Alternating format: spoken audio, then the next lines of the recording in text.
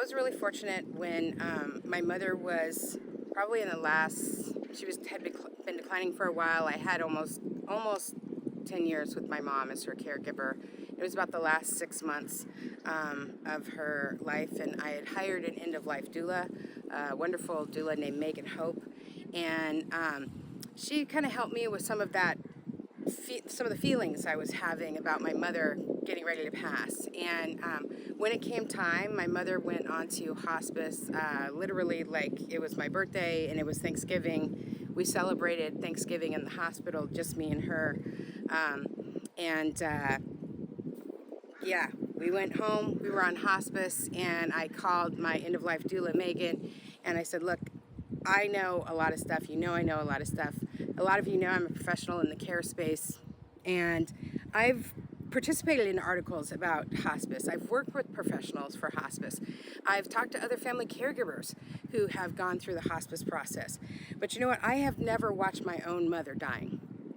And so for me, it was really, really important to have an end-of-life doula, because logically I knew everything.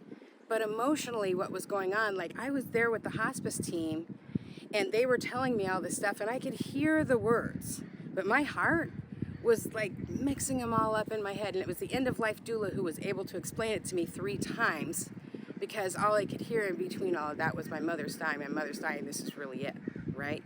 And one of the things that the end-of-life doula also did was I had her sit down with my family members, my brother, my sister, my nieces, my nephews, and sit down and answer questions that are really tough questions. Like, what's it going to be like that last week? What should we say to grandma?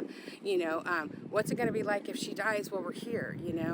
And she was also able to sit with some of the hired caregivers that we have. Like, what happens if we come in and that's when she's passed? Who do we call? What do we do?